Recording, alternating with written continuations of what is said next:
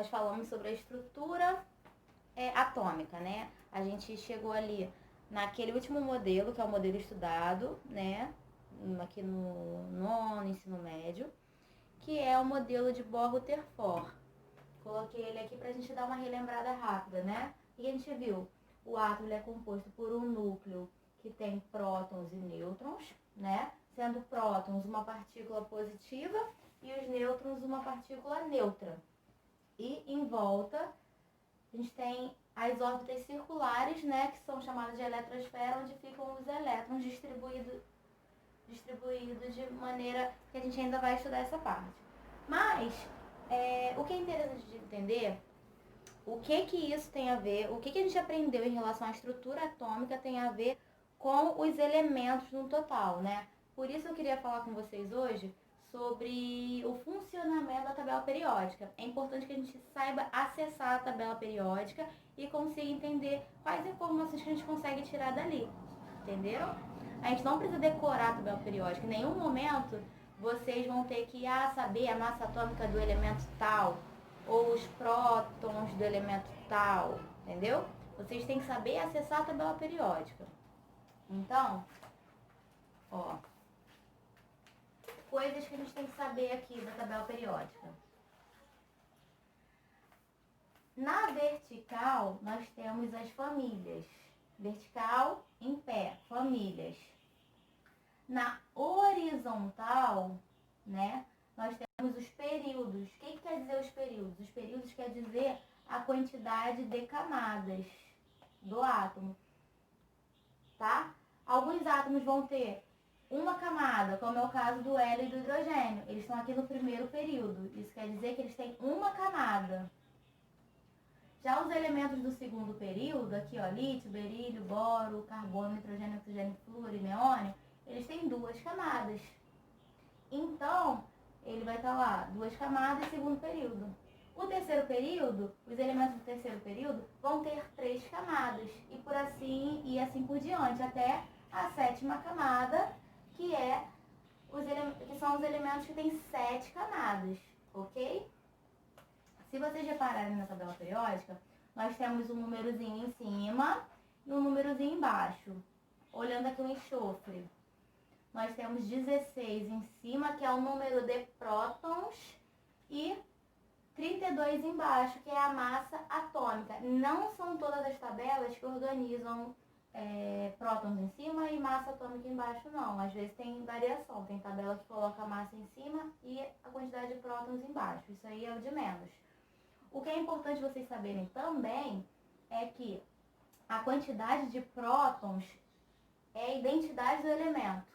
Ou seja, todos os elementos com 16 prótons são enxofre, tá?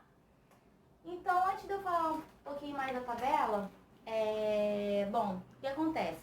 Né? Desde muito tempo atrás, já ouviram falar em alquimistas, né? Já se usavam muitos elementos, já se sabia da existência de muitos elementos, porém, pouco era sabido em relação às propriedades dos elementos.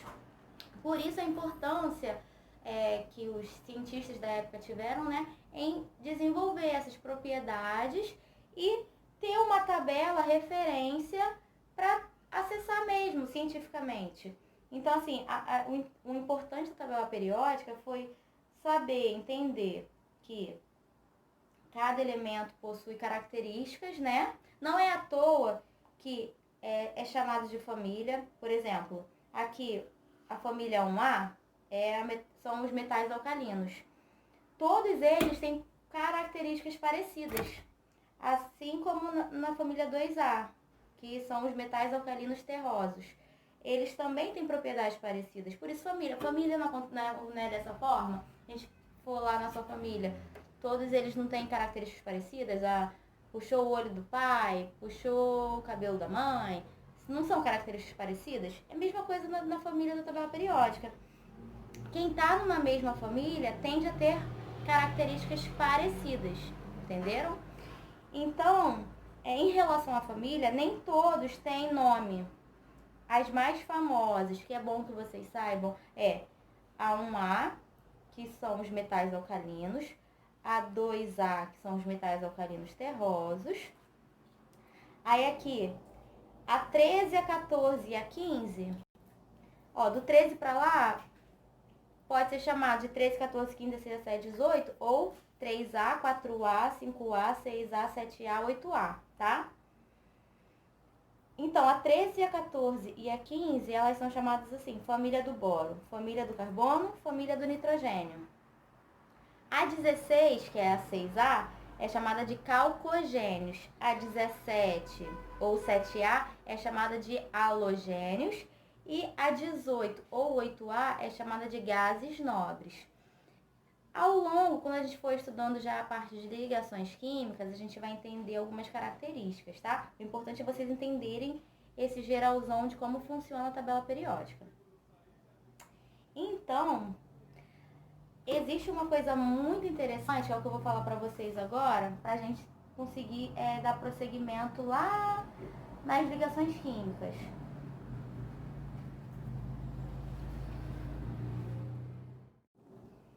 Ó, outra coisa importante também é que aqui, ó, família 1, 2 e a 13 para lá são elementos representativos, são o grupo A. É ele que a gente vai estudar quando a gente for estudar as ligações químicas. Aqui nesse meião, né, do 3 até o 12, nós temos os metais de transição. São o grupo B, tá? A gente estuda eles mais pra frente. A gente não estuda muito o grupo B agora. A gente estuda mais o grupo A, que é 1, 2, 13 pra frente.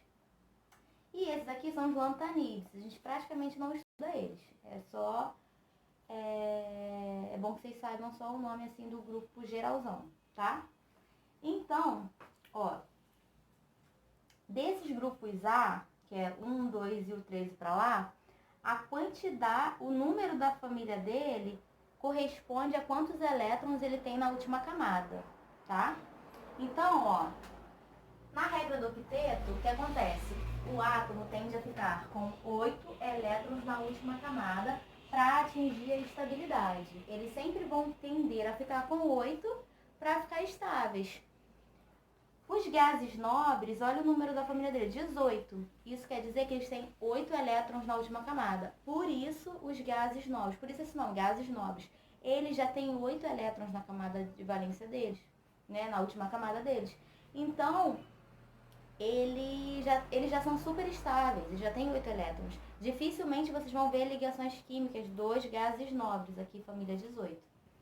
Agora, por exemplo, família dos halogênios aqui, vamos pegar aqui o cloro. O cloro é da família 17, ou seja, ele tem 7 elétrons na última camada. 7 elétrons, é mais fácil ele perder esses 7 elétrons para ficar com 8 da camada anterior, ou ganhar um elétron para ficar com 8 elétrons? Ganhar é mais fácil. Se ganhar é mais fácil, ele tende a ganhar um elétron. Ficar assim, ó, cloro menos. Lembra que a gente aprendeu que quando aqui tá negativo é porque ganhou elétrons?